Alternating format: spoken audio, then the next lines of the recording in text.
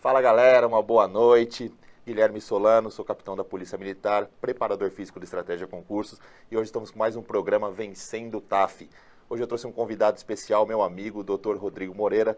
E se apresenta primeiro, Rodrigão, mais fácil. Primeiro, agradecer a oportunidade mais uma vez de estar aqui com você e poder compartilhar os meus conhecimentos. Eu sou nutricionista, sou especialista em medicina do esporte, fitoterapia e nutrição esportiva e estou à disposição de vocês para esclarecer dúvidas voltadas ao emagrecimento, certo? Hoje o nosso tema é polêmico, porque muita gente quer saber, né? Como emagrecer de uma forma saudável, porque o que a gente mais vê hoje em dia são algumas dietas loucas aí, né, em rede social, nas revistas, na imprensa. O pessoal começa a trazer à tona algumas dietas que muitas vezes deu certo para uma pessoa como sendo a solução para todos.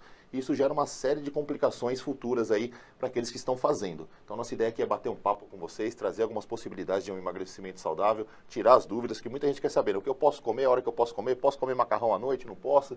Essas dúvidas todo mundo tem. Legal. Ponto-chave, levar em consideração que o emagrecimento ele não é só um benefício estético ou até mesmo físico. Você vai ter um benefício cognitivo, você vai potencializar a condição de estudos, de assimilação da informação. Então, levar em consideração que você cuidar da sua alimentação é como se fosse o combustível para o seu carro. Se você colocar um combustível errado, não dá para você esperar uma boa performance desse carro. Você consegue até tirar ele do lugar, até fazer ele andar, mas é primordial você associar os seus resultados nos estudos, na preparação para a prova física, ou seja lá para qualquer situação da sua vida com uma alimentação adequada. E aí, consequentemente, o emagrecimento ele é uma necessidade, pois no Brasil nós temos a cada 2 indivíduos um estado de sobrepeso, a cada 5 indivíduos um estado de obesidade e fora aqueles que estão dentro do peso considerados obesos, que são os magros falsos ou as magras falsas. Então é importante a gente abordar com detalhes esse tema. Tá até colocando já para disponibilizar a rede social nossa, normalmente a gente acaba esquecendo no final e a ideia aqui é manter esse contato além desse webinário aqui. Então, sempre que tiver dúvida, pode perguntar, manda um direct que a gente sempre responde. E voltando a falar, né, o pessoal tem uma preocupação muito grande em relação ao peso, principalmente na execução das provas, né? Porque o que acontece? Muitas provas exigem uma força física. E aí o que a gente vê alguns candidatos se aventurando? Vou dar um exemplo clássico, o uso de anabolizante. Então o candidato ele fala, poxa, eu vou tomar alguma coisinha aqui para ficar mais forte, só que consequentemente ele fica mais pesado. Né? Isso daí também sem falar que o uso do anabolizante, se feito de forma não controlada, ele também aumenta muito até o tecido adiposo. Né? A gente vê o pessoal se tornar aí o famoso mortadela, aí, naquele corpo roliço, sem definição, sem qualidade muscular, uma retenção hídrica gritante. Então assim, vamos falar em relação ao desempenho nas provas. O que você acha? É necessário para um melhor desempenho um peso adequado, né? Sem dúvidas. O peso exagerado, aquele peso que você não precisa, o peso em excesso, pensa que é como se você estivesse carregando um colete de 10 quilos a mais no seu corpo de forma desnecessária. Essa é a gordura que você tem em excesso, que acaba prejudicando sua velocidade, sua agilidade e até mesmo sua força. No quesito de esteroides anabolizantes, claro que ele melhora o desempenho, só que até um ponto onde você realmente tenha uma indicação correta e normalmente muita gente utiliza de forma aleatória, usa de uma maneira onde ouviu falar, pesquisou na internet. Tem estudo que mostra que mais de 70% dos usuários eles não receberam direcionamento médico e apenas 10% realmente passaram no médico. E aí grande parte desses usuários eles ou se atualizam pela internet ou mesmo eles recebem indicação de amigos e coisas do gênero. E isso normalmente traz mais complicações do que benefícios porque está sendo feito de qualquer jeito. A Priscila ela mandou uma pergunta legal, depois eu cumprimento a todos, muito obrigado, os boa noites que o pessoal tem deixado no chat aí. A Priscila mandou uma pergunta, qual é a média de peso perdido por mês para um emagrecimento? Né? Então, pelo que eu entendi, assim, uma média saudável, né? O que é aceitável? Porque a gente vê algumas dietas loucas aí, né? Principalmente a mulherada gerou um desespero que tem que caber no vestido, então ela precisa perder 5 quilos, ela tem uma semana. O pessoal apela, vai pro tudo ou nada, desidrata, enfim. Mas uma média saudável, o que você acha bacana para a gente estar passando para o pessoal? Ó, fisiologicamente, é possível ou é esperado como máximo a ser perdido de gordura corporal até 4 quilos por mês. Isso é uma média porque pessoas mais pesadas vão conseguir perder mais, pessoas bem mais leves vão conseguir perder menos. Mas algo muito fora dessa curva, 10 quilos em um mês, por exemplo, acaba sendo normalmente prejudicial, pois você perde não só gordura, mas também tecido muscular, e a gente sabe a dificuldade de recuperar a massa muscular que é perdida. E também você perde uma série de performance em tudo que você for fazer. Muita gente associa ainda deixar de comer com emagrecer. E é bom deixar claro que perder peso é diferente de emagrecimento. Se eu tomar um diurético hoje, amanhã eu acordo com 2 quilos a menos. E aí depois que o efeito do diurético passou, eu reganho esses 2 quilos que foram perdidos. Ou seja, não fez efeito algum. Por isso que o emagrecimento, provavelmente de uns 4 quilos de gordura por mês, é o máximo esperado que você consegue se você fizer tudo direitinho. Manter a restrição calórica de domingo a domingo. Esse Exatamente, mas considerando que 4 quilos é quase um saco de arroz, é bastante coisa, viu, pessoal? Não é algo que você fala, poxa, é pouco, né? Porque normalmente tem aquela, eu preciso perder 15 quilos. Só que você demorou quantos anos para adquirir esses 15 quilos, né? Então, as pessoas, normalmente, elas são extremamente radicais. Ela teve um consumo calórico, ela teve uma vida desregrada por muitos anos, e aí virou a chave. Não, agora eu quero emagrecer. Isso é legal, mas você tem que entender que é um processo demorado também. Não, às vezes, nem tão quanto para ganhar, porque você vai estar introduzindo atividade física, reeducando sua alimentação, mas é interessante você entender que não vai ser do dia para a noite. E aí, até acontece, a gente está até comentando, um pouco antes da gente entrar, eu até postei aí em rede social, nós flagramos alguns alunos nossos aí de um projeto que logo vai estar estreando para vocês, o pessoal está vendo a gente postar em rede social aí, mas vai ser muito bacana, comendo besteira. E isso é natural. Porque acontece, nem todo mundo, né? Quem está saindo de uma dieta desregrada e entrar numa dieta extremamente restrita, o sofrimento é muito grande. Né? E quando é muito sofrido, normalmente o paciente ele desiste. Ele fala, não preciso disso, quero ser feliz, só se vive uma vez. Aquelas frases daqui. Verdade, desfeito para tentar só se vive uma vez, eu vou comer mesmo, não sei se amanhã eu vou estar vivo. Pessoal, não é radical. Né? Não dá para você ser extremista nem para um lado nem para o outro. Eu vou comer tudo e também não vou comer nada. Então, às vezes vai ter um deslize e tal. Mas é interessante ter essa consciência de que é um processo e isso vai acontecendo e você vai vendo o resultado no seu corpo. A dieta e o treino são fantásticos porque você vê o resultado no seu corpo.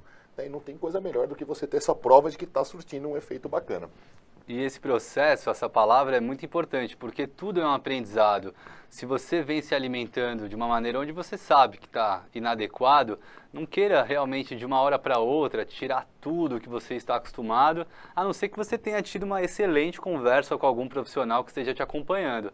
No mais, muito cuidado, comece a mudar detalhes claros, evite a fritura, que às vezes você acaba fazendo o seu frango frito, faz ele grelhado, faz ele assado, evita a adição do açúcar. Muita gente adiciona ali 2 colheres de chá dentro do seu café, toma 2, 3 vezes ao dia. Se for somar isso em uma semana, a pessoa tomou 400, 500 gramas, vai somando tudo que ele adicionou de açúcar dentro da sua rotina. Então comece pelo básico, comece pela hidratação, como a gente está fazendo. Para você ter uma referência, pega seu peso, multiplica por 30. Então se você pesa 70, multiplica por 30. Então esse é o mínimo de água ou de líquidos que você deve tomar por dia. Aí vai bater naquele em torno de 2 litros de água por dia. Comece por isso e fracione. Muita gente eu vejo ainda evitando durante o dia, tomando durante a noite, acorda para urinar, prejudica a qualidade do sono. Então começa a se conscientizar com situações que às vezes estão bem claras e são fáceis de serem ajustadas. E você tocou num ponto muito interessante, que seria o sono e o emagrecimento. Nossa. Tem uma ligação muito grande, né? Muito grande. É assim, uma noite de sono mal dormida, você vai lembrar de mim. Quando essa noite de sono mal dormida acontecer, no dia seguinte você não vai querer comer salada, você vai querer comer coisas ultrapalatáveis. Por quê? Pois você está estressado. Quem dorme pouco, cronicamente, tem prejuízos significativos para a saúde. Quem dorme pouco em um dia, de forma aguda, já no dia seguinte tem comportamentos de quem está estressado. E aí você vai buscar o conforto através do açúcar presente no chocolate, você vai pegar um alimento rico em sal, rico em gordura, uma lasanha, por exemplo. Então, não negligencie o sono. Eu acho que para os concurseiros esse é um ponto bastante importante, pois muita gente acha que quanto mais tempo acordado, melhores serão seus resultados. Na verdade, tudo tem que estar em equilíbrio, inclusive a introdução da prática regular da atividade física, né? Exatamente, isso aí nós estávamos comentando um pouco antes de começar. Terça passada a gente comentou a respeito disso daí, o quanto a atividade física, ela beneficia na absorção do seu conhecimento nos seus estudos, né? Então isso aí é indiscutível, hoje vários estudos mostram que quando você introduz o estudo, por mais que no seu concurso não tenha TAF, fala, não vou fazer TAF, não preciso treinar. Você precisa treinar. Primeiro por questão de qualidade de vida, né? Sua vida é única e se você fosse jogando cada vez mais no sedentarismo, as consequências são muito graves, né? Segundo, porque questão estética. Hoje ninguém gosta de se sentir mal, né? A questão estética é fantástica, você se sentir bem, você está legal com o seu corpo. E outra por questão de absorção de conhecimento, que é algo muito importante em relação aos concursos. Então, deu para ver a importância também do sono, da atividade física e do estudo bem regrado. Então, quem não está dormindo bem, pessoal, procura se ajustar. Nós sabemos que vida de concurseiro é loucura, trabalha, estuda, dorme mal, mas vocês verem as consequências disso daí. Porque nós estamos falando, não estamos falando de uma noite mal dormida. Tem concurseiro que está 2 anos nessa batida, está 3 anos nessa batida. E o cara sofre muito, né? As consequências no corpo são gritantes. O cara fala, poxa, olha meu corpo como era antes de eu começar a estudar. Estou focado, realmente, é um objetivo a ser alcançado. Mas não jogue tudo fora, né? Além da parte do estudo que você tem que se aprofundar, você tem que continuar cuidando do seu corpo, porque senão lá na frente, para correr atrás, vai ser mais difícil, né? Então as consequências são muito fortes. O pessoal fez uma pergunta ali que é uma bomba acesa para eu te passar aqui, ó. Cetogênica, low carb, paleolítica. O que seria melhor para perder gordura num prazo de 6 meses antes do TAF?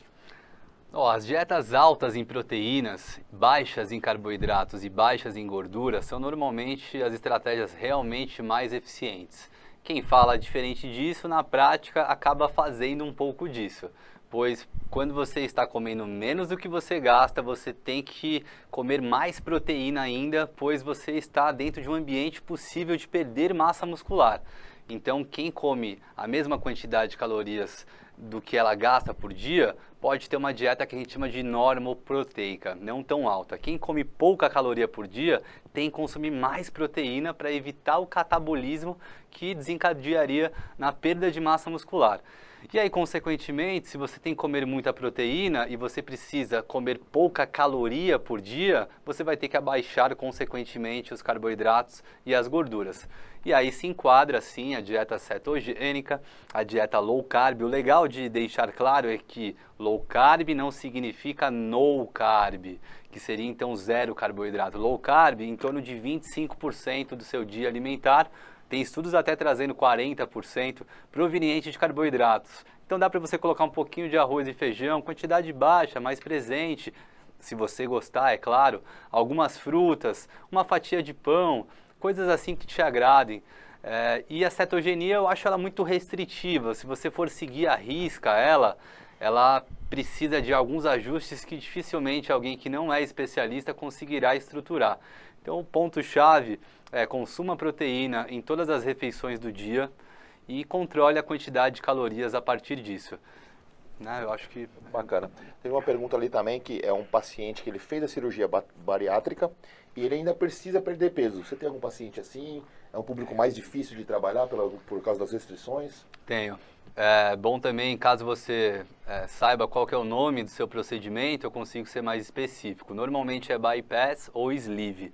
Os dois procedimentos, eles são tanto restritivos, no sentido de diminuir expressivamente o tamanho do seu estômago, cabendo ali o que eles chamam de capela, 50 ml, por exemplo, e tem também a parte de diminuição de absorção de nutrientes e desvio já da liberação dos ingredientes que são ingeridos. Então ela tem esses dois propósitos, tanto diminuir a sua capacidade de ingestão, quanto aumentar a sua condição de saciedade, pois muitos pré-bariátricos estão nessa obesidade que é uma patologia, que é uma doença com dificuldade de se controlar em relação à alimentação.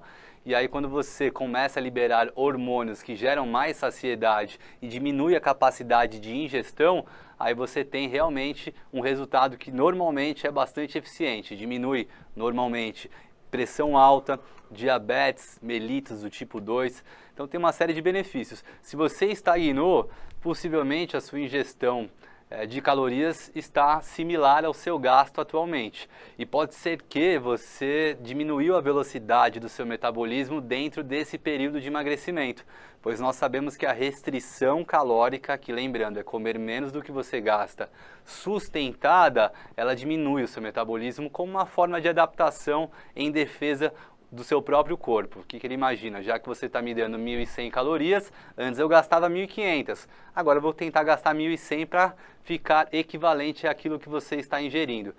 E daí que vem, nesse momento, principalmente, a necessidade de um especialista, para ele avaliar o que você fez, verificar em que estado que você está atual, e se você quiser, deixe mais dúvidas que a gente tenta esclarecer e verificar o que precisa ser ajustado para que seus resultados sejam continuados e otimizados. Então não tem uma regra, mas... O bariátrico é o bypass mesmo. Bypass é o clássico, é a cirurgia mais eletiva, mais indicada. Então parabéns pela escolha, primeiro ponto. Os estudos mostram que para o tratamento de obesidade, a cirurgia bariátrica ainda é o procedimento mais eficiente.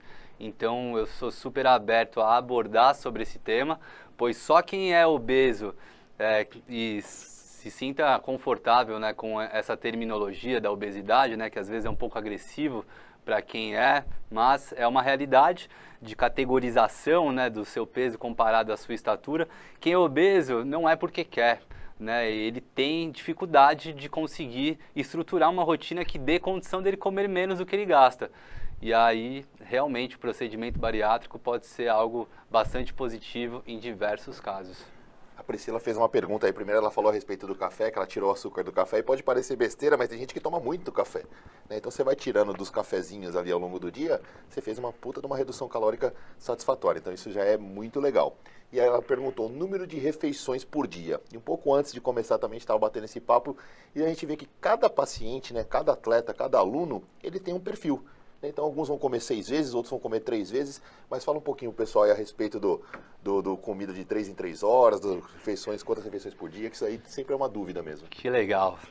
O fracionamento, ele tende a ser algo mais confortável de um lado, pois você vai comer um pouco várias vezes ao dia, mas ao mesmo tempo te dá muitas vezes mais trabalho, porque você vai ter mais momentos de pausa no seu dia para se alimentar. Tem pessoas que preferem, como eu tento me alimentar 4, 5, 6, às vezes 7 vezes ao dia, dependendo da minha disponibilidade. Pois quando você come poucas vezes ao dia, a atenção é na hora que você parar para comer, pois possivelmente você vai estar ali 5, 6 horas sem se alimentar, e aí você pode estar estressado e na hora que você parar para comer, você pode acabar comendo de forma compulsiva. A comilança, né, de forma compulsiva, ou o ato de compulsão alimentar, ele envolve você comer muito rápido. Quantas vezes você mesmo já não deve ter feito, enquanto você monta o seu prato, enquanto ele está esquentando no micro-ondas, você já enrola ali umas 2 mussarela, enrola um presuntinho, já põe para dentro, já vai, né? É angustiante, né? Enquanto aquele 1 minuto fica longo, né? O cara fala, eu preciso beliscar alguma coisa. É que nem até mesmo quando você faz um pedido, você está com muita fome, você pede uma comida, enquanto ela não chega, você está achando alguma coisa para beliscar. Eu acho que isso aí cabe legal também na pergunta a respeito do jejum intermitente. Porque a gente vê esse erro acontecer, né? A pessoa fala, fica um longo período sem se alimentar, ela fica ali um longo período de restrição, e quando ela vai comer, ela fala, agora eu posso comer. Só que não é bem assim, né? Primeiro ela tem que fazer a distribuição legal dos macronutrientes, o número de calorias ao longo das refeições restantes, e também não dá para querer matar toda, né? Matar a lombriga, que nem minha avó falava, tudo de uma vez só, porque isso aí acaba tendo um efeito contrário, né? Exato. Imagina, em relação ao seu trabalho, por exemplo, você tem uma demanda que, se distribuída no dia, fica ok. Se você centralizar essa demanda de trabalho em 3, 4, 5 horas no seu dia, não vai ser uma sobrecarga para você? Mais ou menos isso ocorre também na sua digestão. Se você jogar tudo de uma vez para o seu estômago, tem que produzir ácido clorídrico para iniciar a digestão. Você acha que vai chegar em macro ou micromoléculas? Vai chegar em moléculas maiores, porque veio tanta coisa que várias passaram batido. E aí você começa a desenvolver dificuldade digestiva, gerando azia, você começa às vezes a ter complicações como refluxo, você começa a ter distensão abdominal, formação de gases e muitas vezes, se você ficar em estado de jejum e não estiver com um controle sobre o que você for comer depois, você entra nessa zona de compulsão alimentar, que aí o problema maior não é só o ato de comer, depois vem o arrependimento, vem o auto-julgamento, então começa a virar uma bola de neve que desencadeia ansiedade, desencadeia depressão, então muita atenção, se você estiver com isso bem organizado, tá tudo bem, pois os estudos mostram que se você comer 6 ou 3 vezes ao dia, por exemplo, desde que você coma a mesma caloria, os resultados tendem a ser tão bons quanto. Mas, se você não tiver estruturado, se você comeu alguma coisinha bem leve, passou o dia sem comer, quando você chegar em casa, dificilmente você vai fazer uma saladinha, legumes, uma carne magra, você vai querer coisas muito mais palatáveis, muito mais calóricas e muito menos nutritivas. Uma coisa que eu sempre ouço, né, e aí eu vou pedir a sua opinião, o pessoal fala sempre assim, comer bem é caro. Boa, excelente. E aí, o que você acha a respeito disso? É caro mesmo? Dá para adaptar à realidade hoje do Brasil? O pessoal está em crise, está sofrendo um pouquinho com a grana? Sem dúvidas. Essa pergunta é bastante interessante, frequente. Eu já fui desenvolver uma aula específica para isso. E a aula chama Alimentação Barata e Eficiente. Então eu já coloco dessa maneira. O principal local de compra que você deve ir é a feira. Né? E se você for à feira num bom horário, o horário da xepa, cara, você consegue comprar tanta coisa a um preço tão baixo e tão rico em nutrientes. E eu te indico, se você gosta de sorvete, anote essa receita. Pegue 3 unidades de banana nanica e ela pode estar já passada, aquela lá que o cara até dá para você na feira porque não tem mais o que fazer. Bate com um pouquinho de leite, pode ser o leite integral mesmo, sem marca em específico. Isso vai formar um sorvete cremoso, extremamente saudável. Ofereça a alguém sem dizer que é um sorvete puramente de banana com leite. Duvido que essa pessoa não vai gostar. Então começa por aí, né? Se você for fazer uma boa feira toda semana, você já vai ter muito do que você precisa. Compra tomate, compra cenoura, compra algum vegetal novo para você experimentar, né? Faça algum suco que te agrade. Enfim, a variação ela é inúmera, né? Além disso, alguma proteína magra. Se você come proteínas animais, o frango é uma excelente opção, né, de bom custo-benefício. Se você é vegetariano, que hoje nós já temos aproximadamente 20% da população de São Paulo que se considera em algum nível de vegetarianismo. Aí você pega as leguminosas, vai no mercadão, que normalmente vai ter um preço mais acessível. Então você também tem que saber onde encontrar. Se você for no supermercado mais caro, você vai pagar R$10 no quilo da banana. Comprar aquela salada que já vem lavada, já vem na bandeja e vem o molho do lado, inclusive. Né? O cara não quer fazer nada, né? Aí realmente fica caro, pessoal. A comodidade, ela tem um preço. Verdade. Agora, se você tem essa disponibilidade, dá um pulinho na feira, dá um pulinho no atacadão, dá um pulinho em sacolão, você consegue comer bem sem gastar muito. Então isso não é desculpa mesmo, porque a comida industrializada hoje está tão cara, ou mais cara do que qualquer produto saudável. Então não dá pra gente... Não dá pra gente... É que muitas vezes a gente joga em cima da comodidade, né? Ah, vou pedir, tá feito, já tá pronto e tal. E acaba se acostumando. O pessoal tá elogiando o sorvete aí já. Ele falou que fica bom, a Raquel já tá agradecendo. O pessoal gosta, eu também sou formiga, viu, pessoal? Eu também pago o preço aí, eu treino para compensar, eu brinco até porque eu gosto muito de doce e essa aí também eu vou testar porque não dá para perder. Eu gosto de banana e ainda sendo doce, dá para aproveitar bastante. O pessoal fez a pergunta ali a respeito de alimentos termogênicos, né? Nós sabemos que tem alimentos que realmente, né, geram uma certa... mexe com o metabolismo como um todo, mas eu não posso atribuir o consumo desse alimento à perda de peso.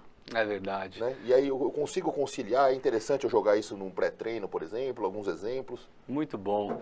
Essa associação direta de um alimento que aumenta a temperatura do seu corpo, como a pimenta, como o gengibre, como a canela, ou mesmo como a cafeína presente no café ou no chá verde, ela eleva um pouco do seu gasto de energia por dia, mas em torno de 4% do gasto que você tem por dia. Isso dá 50 calorias, que é menos do que um sonho de valsa, né? Então, acaba não sendo suficiente. Se você não tiver atenção em tudo que você for comer, infelizmente não vai ser nenhum medicamento, tão menos nenhum suplemento que vai te trazer o resultado esperado. Eu indico muitos termogênicos, né? Então, para quem não sabe, essa terminologia termogênico é de geração de temperatura, né? Gênico de geração e termo de temperatura. Tudo que eleva um pouco a temperatura gasta energia.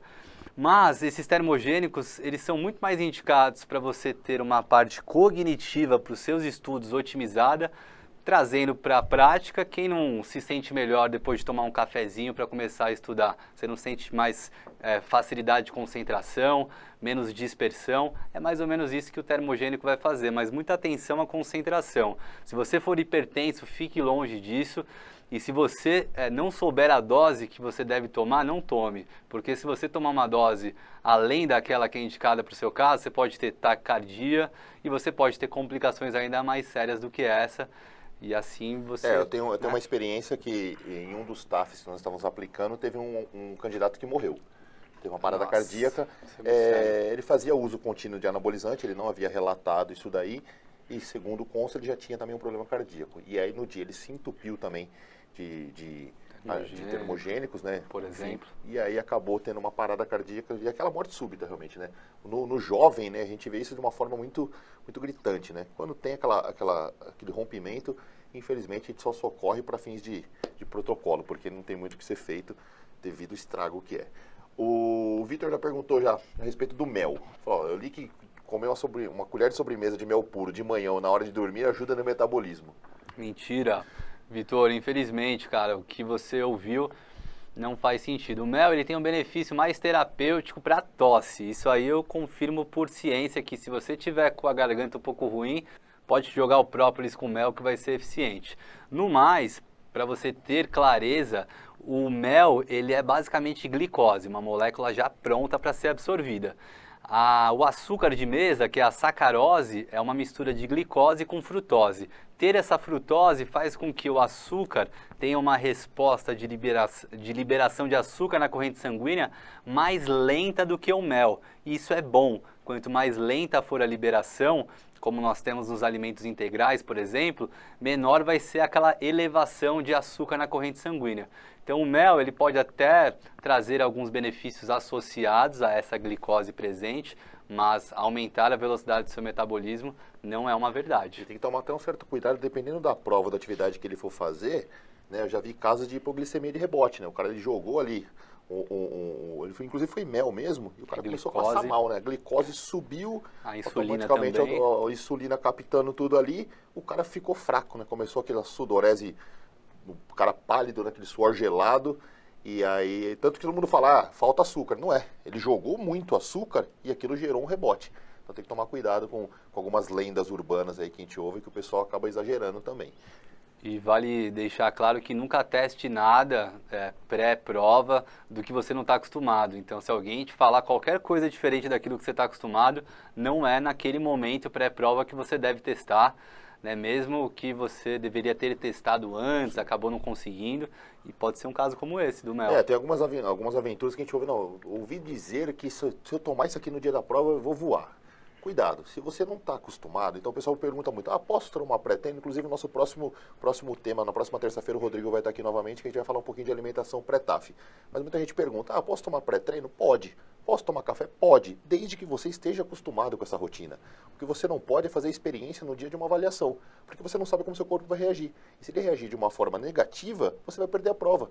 Então a gente sempre sugere, do calçado à alimentação tem que ser uma rotina. Sempre usei esse tênis, eu vou usar esse tênis. Não adianta eu comprar um tênis para correr no dia da prova. Não adianta eu comprar uma roupa para correr no dia a etiqueta fica coçando. Tudo que tira a sua concentração ou tudo que diminua seu desempenho, então é interessante você testar no dia, né? Perfeito. Isso é mais importante às vezes do que parece, né? Mas não deixe de levar todas essas dicas em consideração. Tudo que você treina, você fica mais familiarizado. E tudo que é mais familiarizado, você faz de forma mais natural. E, consequentemente, a sua performance tende a ser otimizada. Então, não é hora de testar nada que não foi testado. Umas experiências malucas. Você prestou o mouse aqui para eu subir umas perguntas ali. Pessoal, aproveitar também para pedir os likes, né? O pessoal que está participando, que está acompanhando a gente aí, dá essa moralzinha para nós. Clica lá no joinha para a gente subir o vídeo. Aí, galera, clica lá no like, deixa seu comentário, compartilha. Porque quanto mais engajamento, quanto mais gente vendo, mais vezes, mais tempo a gente vai ter por aqui, Exatamente, mais tempo da gente bater esse papo e tirar as dúvidas de vocês. Gordura localizada. O pessoal quer saber, né? Um exercício específico para abdômen. Né? Vai lá. E aí? Isso aí acaba sendo... o pessoal tem que entender que é um conjunto, né? A gente não consegue treinar e isolar aquele grupo muscular como, não, eu vou definir esse grupo muscular.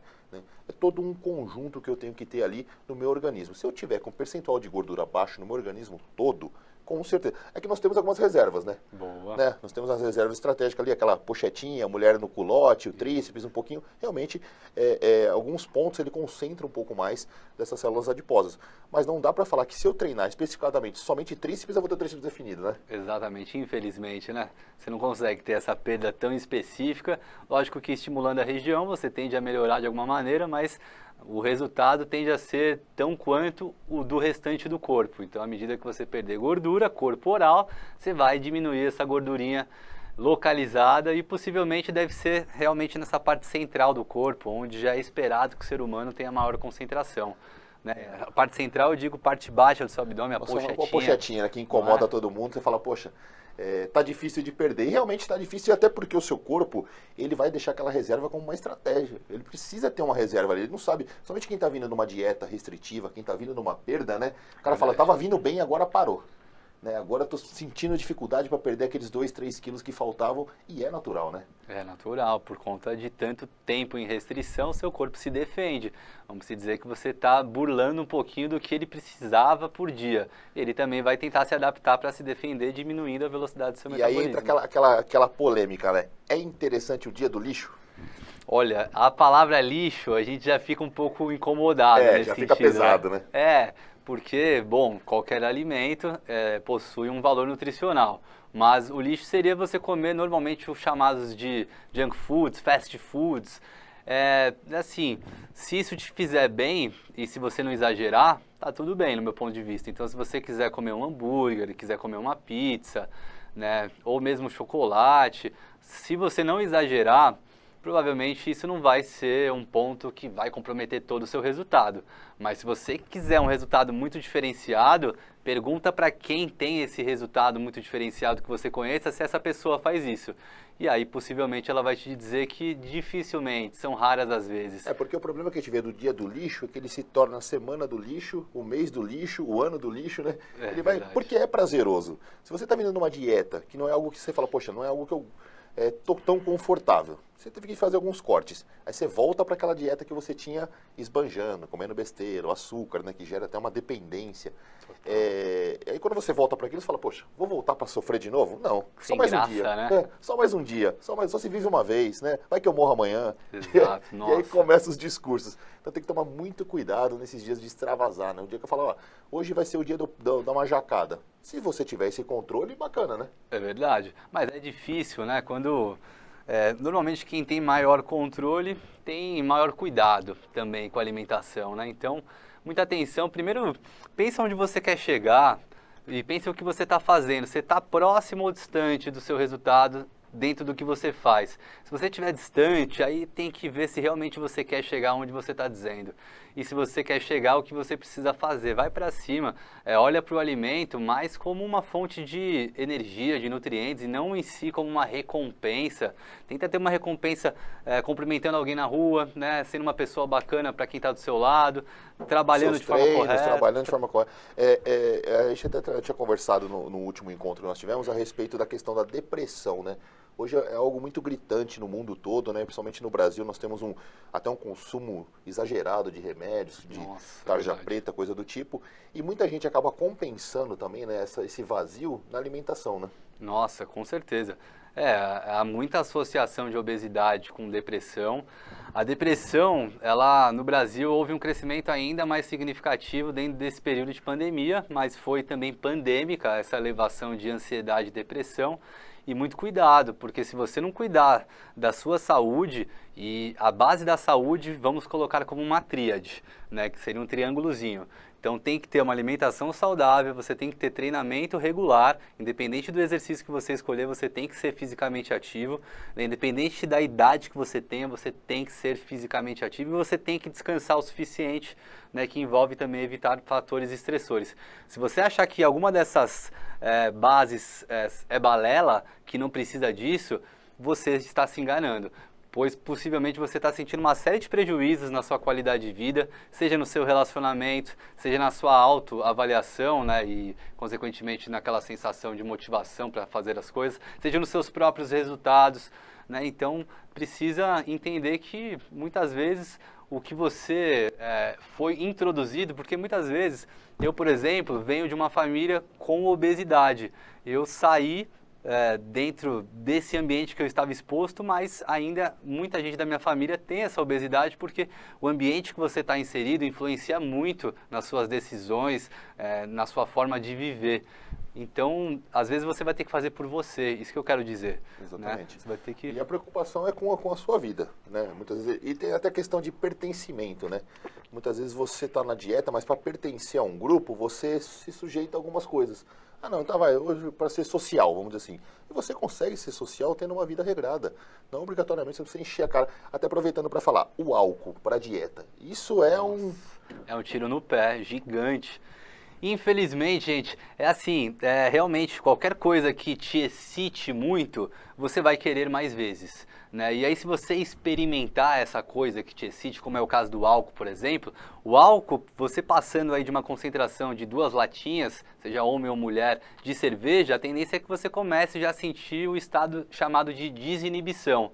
E quem não gosta de ser uma pessoa despojada e ter num ambiente todo mundo com esse contexto, onde você faria coisas ou falaria coisas que, se você não estivesse nesse grau, você não falaria, só que ele é seguido, ele é bifásico, né? Primeiro ele traz essa euforia, depois ele traz a depressão. Quem diz que no dia seguinte não sente sintomas de depressão mesmo, que é a famosa ressaca, é porque essa pessoa chama dicotomia.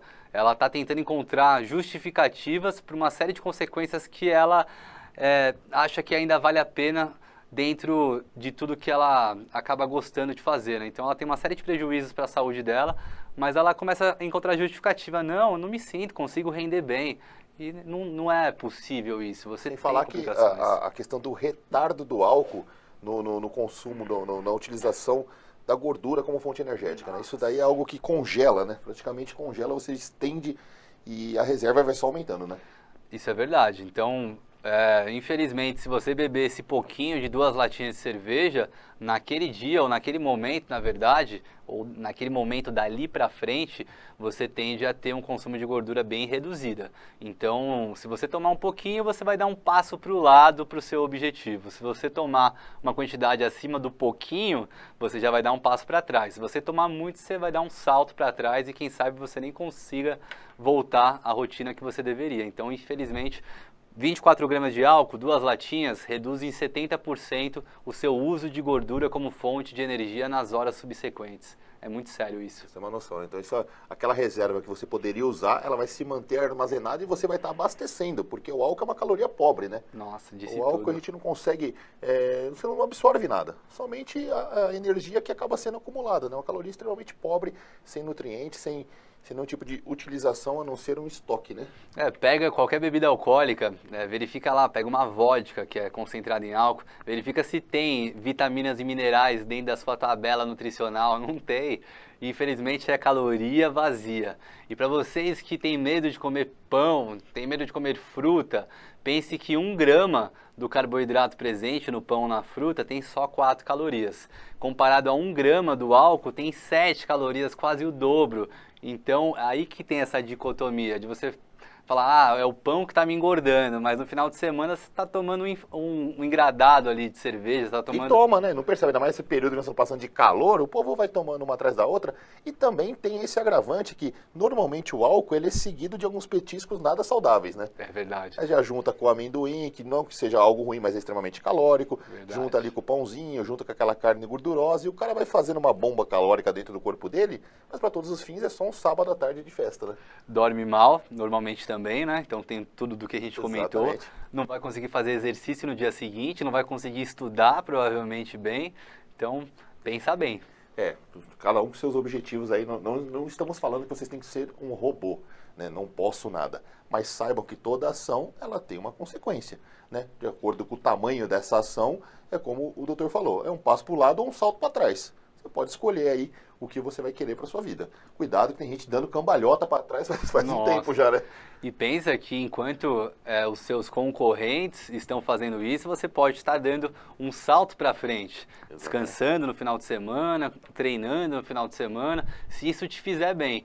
E entenda que tudo é um processo, né? Então você tem que curtir o dia a dia. Não acredite que uma semana de dieta, uma semana de treino, você já tem que ter um resultado significativo, porque, por exemplo, se você não sabe falar inglês, você acha que você aprende a falar inglês em um ano? É difícil. E isso vale para qualquer coisa na vida. Por que as graduações normalmente duram 4 anos, como uma média? Porque você precisa de todo esse tempo vivendo a experiência para você ter o mínimo ali e se considerar uma pessoa cabível de falar sobre o tema. Então, isso vale para o treinamento também. Você não vai ver ninguém que está competindo, seja em qualquer modalidade, com 1 ou 2 ou 3 ou até 4 anos de treino. E se você não começar desde já, e achar que, poxa, então quer dizer que eu vou demorar tanto assim para ter um físico de qualidade, possivelmente para qualquer coisa que você for fazer, você não vai ter um resultado rápido, a não ser que você ganhe na Mega Sena e aí as coisas mudem. Fica mais fácil, né? Quem tem dinheiro, as coisas facilitam bastante. Não é que traga felicidade, mas acelera, viu? Tem duas perguntas aqui que são muito próximas, né? O Leonardo perguntou, professor, no que se refere ao ganho de massa muscular, como saber até que parâmetro eu posso ir, sem que isso signifique uma perda de desempenho? Ou seja, até quanto de músculo eu posso ter sem que eu perca desempenho? Teve uma outra pergunta aqui, deixa eu só ver aqui, em relação a... Aqui, ó.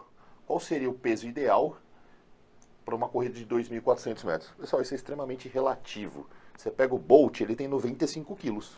Verdade. Tudo bem que ele é um cara alto, tal, mas tem 95 quilos. Então, falar de peso é algo que é muito difícil. Até quanto peso eu posso ter para ter um bom desempenho no TAF? Isso daí, primeiro, o que nós temos que tomar cuidado, principalmente quem está no ganho de massa aí, né? A questão de fortalecimento do corpo como um todo, né?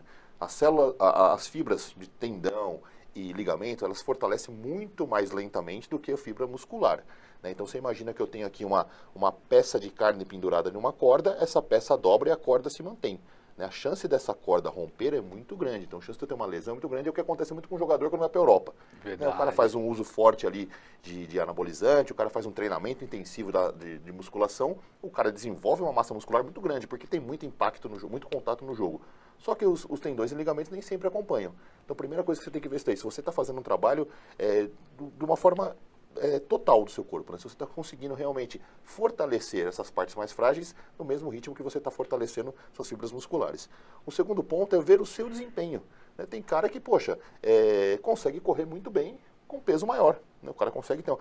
Quando eu fiz o meu curso de educação física, eu era um dos mais pesados e eu tinha um dos melhores tempos na prova de 400 metros. Que é uma prova dos infernos, inclusive, diga-se de passagem, você correr 400 metros, a alma sai do corpo, volta e você ainda está correndo. Exatamente. Você passa por todos os substratos energéticos, né?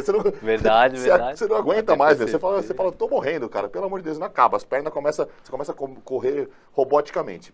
Boa. Então vai ser muito, muito relativo isso daí. O que eu aconselho, tanto para a parte de fortalecimento, quanto essa parte de ganho de massa muscular, vá monitorando e sempre siga o princípio da especificidade. Então, o pessoal tem uma pergunta também de uma moça que ela falou assim, musculação ajuda? Ajuda muito. Né? Musculação hoje ela é pano de fundo de todo esporte, né? Principalmente de alto rendimento, todo esporte ele tem musculação. Então, o nadador faz musculação, o ginasta faz musculação, o jogador de futebol faz. Então, para o TAF não seria diferente. Porém, não cai musculação na sua prova. Não vai ter cadeira extensora, não vai ter supino. Então, o que você tem que fazer? Um pano de fundo legal, um fortalecimento dos grupos musculares, principalmente aqueles que vão ser utilizados no dia das provas, mas não deixar de lado a especificidade. Então, eu tenho que treinar barra. Né? Posso fazer um puxador frente, uma remada, uma rosca, o que seja, mas eu tenho que treinar barra. Né? Eu tenho que correr. Eu posso fazer uma esteira, posso fazer um fortalecimento de membros inferiores, mas eu tenho que correr. Então é muito interessante você conseguir dosar isso daí e falar, poxa, mesmo com ganho de massa muscular eu estou mantendo, eu estou melhorando meu desempenho ou não. Estou me sentindo pesado, que é como a gente fala também. Agora eu estou pesado, né? Fica difícil para você desenvolver. E aí você vai adequando de acordo com sua necessidade. E aí, possivelmente, também, quem está ficando muito pesado, está treinando de uma forma um pouco inadequada, como você citou, tá? Centralizando muito treino para musculação e esquecendo dessa parte aeróbia, porque são treinos concorrentes. Se você começar a correr muito... Você quer matar o bodybuilder, te cortando, quer matar o bodybuilder, eu vou botar ele para correr. Né? Não aguenta. Ele vai fazer uma caminhadinha por longo período, isso para ele tá tudo bem, mas aumentou a intensidade, aí ele não tem já essa habilidade, diferentemente se aumentar a intensidade do peso na musculação. Então, se você está ganhando muito peso em massa muscular, possivelmente você está deixando um pouquinho do cardio, da maneira que a prova pede, de lado. Você está fazendo pouco ou de baixíssima intensidade e possivelmente se você caminhar lá, você não vai conseguir atingir o tempo necessário. né? Então, Exatamente. muito cuidado. 1,60 m e 90 quilos. Ô, louco, monstro. Você tá pesado, hein, Lincoln? Né? Ô, não existe isso aí nem no fisiculturismo. Isso aqui você vai entrar na categoria...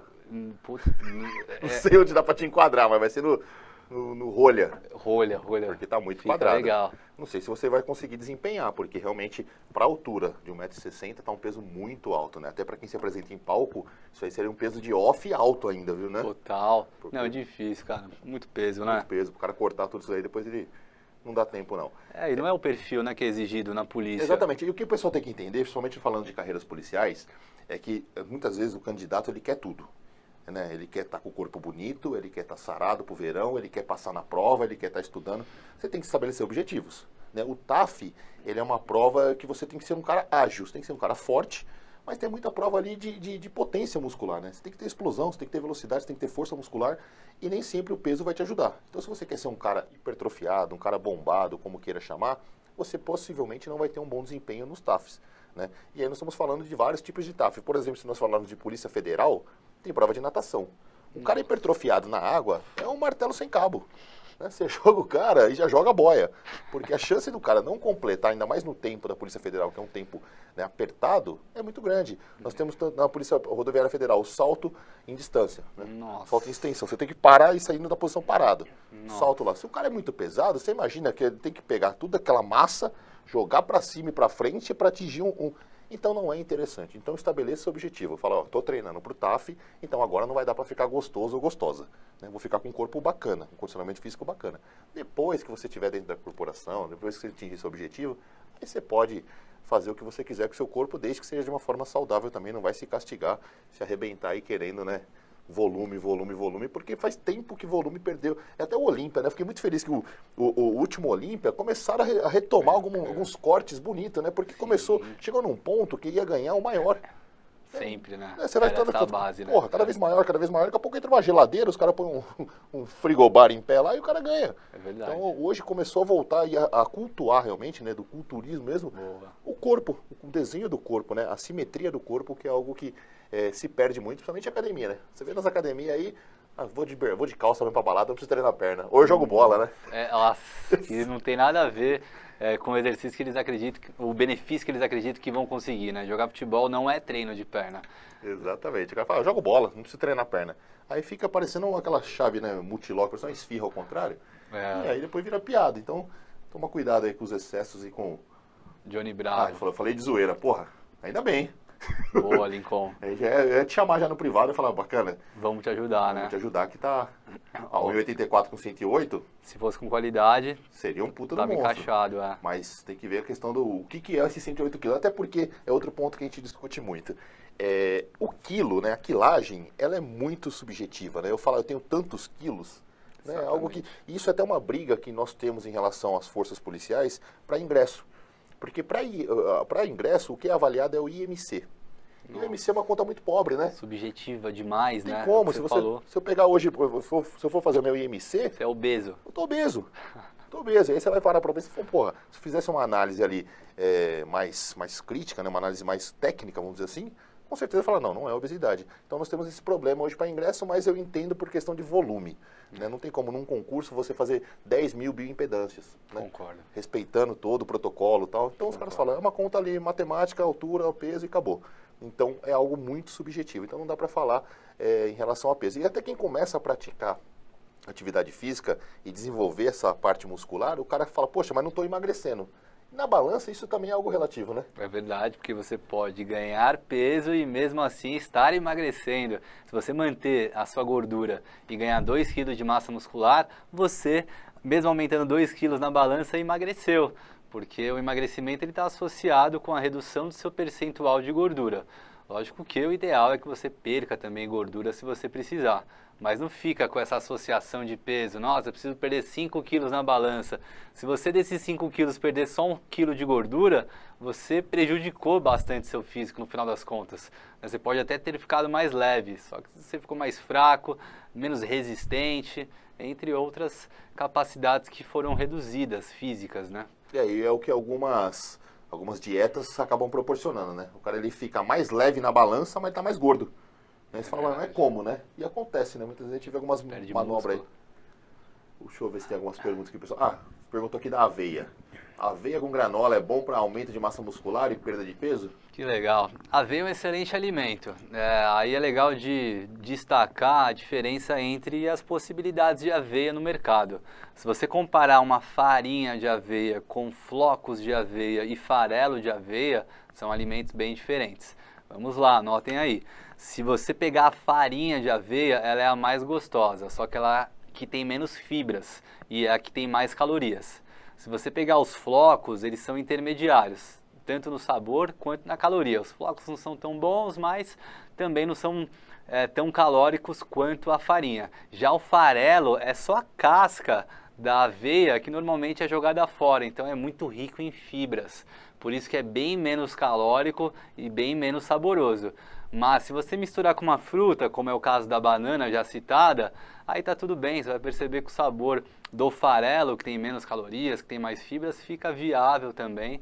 E o valor dos três são similares. Já a granola, é legal de informá-los que a maioria das granolas, elas são imersas, tipo uma batata frita, em solução com açúcar. Então ela tem uma crostinha de açúcar para deixar ela mais saborosa e até reduzir o custo da produção, porque o açúcar é super barato.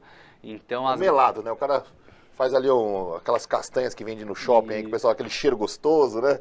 É isso aí, exatamente. É o mesmo formato. Então há uma imersão dos grãos, das granolas que foram, vocês percebam que elas ficam até aglomeradas, né? Elas têm então aquela condição de caramelização e aí normalmente são muito ricas em açúcar. Para vocês, de forma geral, aprendam ou doem um pouco do tempo, pelo menos uma vez para o alimento que você for comprar, para ler a tabela nutricional. Então, dá uma olhadinha nas granolas no mercado, se você encontrar, é assim, ó, para você saber identificar. Os ingredientes, eles sempre são descritos de forma decrescente. O primeiro que aparece é o que mais tem e o último que aparece é o que menos tem. Onde vocês encontram os ingredientes? Normalmente embaixo da tabela nutricional. Então, verifica se o açúcar não aparece lá como segundo, terceiro ingrediente, porque se ele aparecer quer dizer que tem bastante açúcar na composição dessa granola. E se você ver muitos nomes que você não conhece num produto, possivelmente esse produto não é tão bom, porque não tem por que você não conhecer, né? Se tiver lá vitamina C, você conhece, mas se tiver maltodextrina, possivelmente é um nome que nem todos conhecem. Então, muito cuidado. Então, a aveia é diferente da granola, por isso que a granola normalmente é mais saborosa, porque ela tem açúcar, mas aí não vale, né? Tudo que você joga açúcar fica mais gostoso. Leite condensado, então, deu errado, joga leite condensado, fica uma maravilha, né? Não tem erro. Seria fácil, né? Mas tem que tomar cuidado. Então, eu acho a aveia excelente, tanto que os fisiculturistas normalmente começam o seu dia com um bom mingauzão de aveia. Então, um bate pesado. Correr na areia faz diferença? Fala na parte de preparação. Sim, dependendo do seu objetivo, né? A areia ela tem uma resistência muito grande, né? Então ela gera realmente um desgaste muscular muito grande. Então para provas explosivas, provas de velocidade, é um treino interessante de você colocar na sua rotina, sim. Não somente na areia, lembrando da especificidade, você não vai correr na areia. Fortalecimento, areia, paraquedas, né? Aquela corridinha com paraquedas, os mais brutos aí que corria arrastando pneu e tal, é interessante. Aquilo lá vai te gerar uma necessidade de um fortalecimento maior realmente, né? A areia ela tem você dá aquela patinada, né? Sim, tem uma Agora tem que tomar cuidado também, porque tudo que tem uma certa resistência, tem uma certa sobrecarga, tem um risco de lesão também. Então, se você não tem uma preparação, o treinamento ele é um processo natural, né? A criança ela primeiro fica deitadinha, depois ela senta, ela engatinha, ela começa a ficar em pé, ela anda, depois ela corre. Então, o treinamento é assim. Eu nunca treinei, eu vou dar um tiro na areia, a chance de você se lesionar é muito grande, né? Eu também acho. E não é todo mundo que tem isso à disposição, você citou da especificidade, mas é isso aí, é seguir as orientações do profissional. Mas se você fala assim, ó, eu tenho essa oportunidade, eu já treino há algum tempo, super bacana. Times de futebol fazem alguns treinos na areia, porque tem muito dessa mudança de direção, essas explosões curtas e tal, para as provas de velocidade, ou quem vai fazer, por exemplo, o Shotokan, que seria a prova de ir e vir lá do bloquinho. Poxa, sensacional, se você tem condições de treinar na areia, você vai ter uma agilidade muito mais desenvolvida quando você pegar uma pista lisa, então isso vai favorecer. Mas só cuidado com o risco de lesão se você não tem um preparo anterior. Muito bom. Vamos ver. pessoal já elogiando a banana, canela e aveia. Olha só, a canela é uma excelente opção para substituir o açúcar no café. Muita gente que substitui gosta. Então, Coloca a canela em pó mesmo? coloca um pouquinho depois do café pronto e muita gente coloca na banana. A canela é um coringuinho aí para dar um poder de doçura e a canela tem um efeito protetor para quem é diabético, por exemplo. Então melhora a glicemia, melhora a sua resistência à insulina. É um ótimo alimento. Não faz milagres, é claro, né? Mas é um bom recurso. Então aqui, o Samuel perguntou aqui para resumir a história da aveia. Então o melhor hoje no valor nutricional acaba sendo o farelo. O farelo de aveia, ele se destaca, ele tem o dobro do que tem a farinha em relação à concentração de fibras. Quanto mais fibras, elas não têm calorias. Então, quanto mais fibras o alimento tem, menos calorias ele tem, consequentemente também. E quanto mais fibras o alimento tem, mais lentamente ele é digerido. E quanto mais tempo esse alimento fica no seu trânsito intestinal, mais saciedade você sente. E aí tem uma série de benefícios, então, que já deu para perceber, né? Vamos fazer a última aqui, que daqui a pouco o pessoal está invadindo o estúdio, pessoal, Ô, mas louco. essa aqui é legal. Creatina. Como que você acha em relação à creatina na dieta? A creatina é um suplemento de grande base de evidências científicas. Então, há uns 20 anos já sabemos que a creatina é eficiente para a promoção de força e é importante realmente no treinamento você exigir isso do seu corpo. Um ponto que eu bato na tecla, que eu vejo frequentemente, muita gente usando, mas não treinando bem. Então você não pode esperar um resultado positivo no seu aumento de força se você não busca exigir do seu corpo essa força. Mas ela pode beneficiar. Marca de creatina, como foi em relação à pergunta, não tem muita diferença entre elas. A maioria, se você comprar uma creatina monoidratada, esse é um ponto legal. Você tem vários tipos de creatina disponíveis no mercado. Creatina monoidratada, creatina HCl, creatina anidra, creatina serum. A creatina monoidratada foi a primeira a ser encontrada e produzida. E ela já possuía, há 20 anos atrás, 99,9% de biodisponibilidade. Então qualquer coisa que inventassem além dessa, no máximo seria tão bom quanto, porque ela já era totalmente absorvida. E aí essas outras versões, elas traziam indicações de você não ter retenção, por exemplo, só que o benefício da creatina está aí, na retenção que ela causa intramuscular, e isso traz uma finalização na sua célula que vai possibilitar a hipertrofia. Então, se você procurar as marcas tradicionais, nacionais, você possivelmente vai estar aí com excelentes produtos. E aí, mais importante do que o suplemento é verificar como é que está a sua parte alimentar. Se realmente é esse o suplemento que você precisa. O Lincoln, eu não sei se esse Lincoln tá zoando, mas ele falou assim, posso substituir o açúcar por rapadura?